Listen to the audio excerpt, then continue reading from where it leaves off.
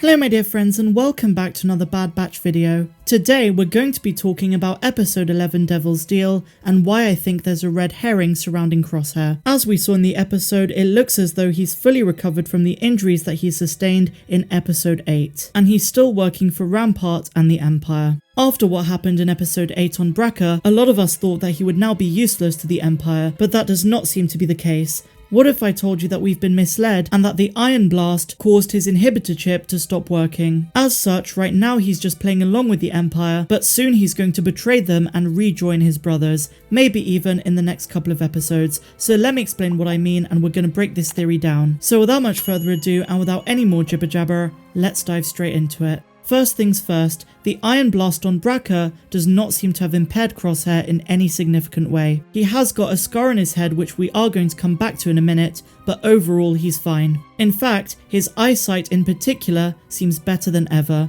Now when we consider how Crosshair sustained his injuries in episode 8, it was through an ion engine which uses ionizing radiation. The reason Lucasfilm had this happen is because they know that this was one of the only methods that could truly cause his chip to become defective. So you might be wondering why. Inhibitor chips, as some of you have pointed out, are by nature a form of tumour, which was implanted in the brain of clones during their youth. These tumours could be considered organic. As we know in modern medicine, radiation therapy using ions is one form of treatment which targets, shrinks, and eliminates tumours. According to the ACS, radiation used for cancer treatment is often called ionizing radiation because it forms ions which are electrically charged particles in the cells of the tissues that it passes through. It creates ions by removing electrons from atoms and molecules. This can kill cells or change genes, so the cells stop growing. Now since Crosshair was exposed to ionizing radiation in episode 8, it's safe to reason that the Ion Blast affected his chip, and may have even rendered it completely ineffective. Going back to Friday's episode 11, Crosshair removed his helmet and displayed burn scars on the left-hand side of his head, the exact same side that his chip is located. These marks could very well be radiation burns. I also want to get back to Crosshair's improved abilities. It seems as though he's gotten better with his aim, as we saw when he took down Gobi's ship, as well as when he shot Orn Free Taa in the attempted assassination. Because Crosshair's aiming abilities have gotten better, it seems to imply that the alterations to his chip have been impeded, and his chip may have stopped working altogether. As one or two of you pointed out, this is because the chip causes slower reactions and decreased accuracy in most clones. Whereas in episode 11, Crosshair's aim was at the level that we saw it at in the Clone Wars Season 7, as well as at the start of the opening episode of the Bad Batch. And this is where we come to the big question. If Crosshair really is back,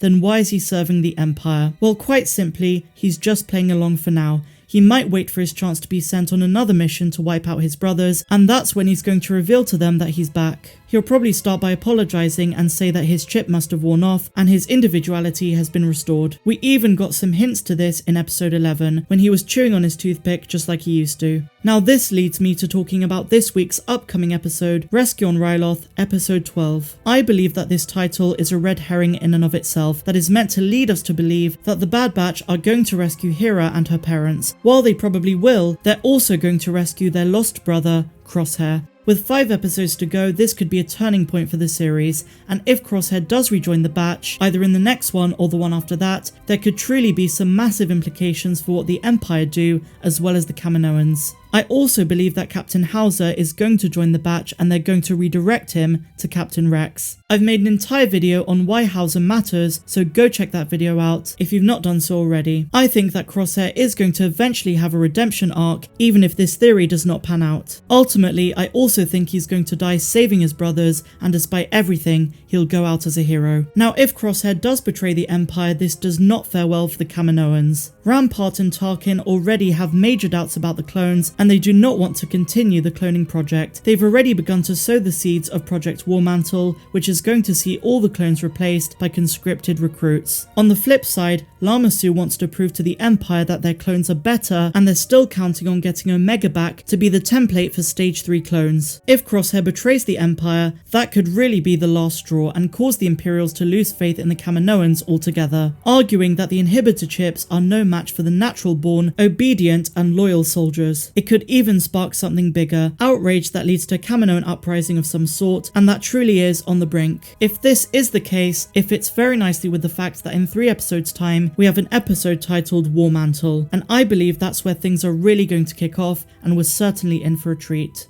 Crosshair overall is truly a complex character, and honestly one of the most fascinating clones in all of the Star Wars universe. In a big way, he's a case study in and of himself, and his conflicted mind has caused him a lot of anguish. When his chip was enhanced to become more aggressive, he turned into a monster, and a puppet for the Empire. But if it's now damaged, we can expect the Bad Batch to get their brother back, something that they all want. That would be very heartwarming, but a lot of scars would remain, at least emotionally. I also want to touch upon a central theme of the series so far, which has been the sense of belonging. And with the rise of the Empire, the Bad Batch have had to lean on each other as family. I mean, sure, they've met a few friends along the way, but amongst themselves they found a home. And I genuinely think the catalyst of all of that occurring was Omega. They had to come together and become fathers and brothers to this young clone, and their journeys with her so far have caused them to each undergo so much character development. This is why, in a big way, it's going to be so interesting to see what a redeemed Crosshair could bring to the table, if anything. We know for a fact that his brothers miss him, and even Omega saw hope in his eyes when they were imprisoned on Kamino. While we've had profoundly emotional moments so far, we are in for so many more in the remaining episodes. I just truly hope we're going to get more seasons of this incredible show. As I say guys, we're in for some truly amazing things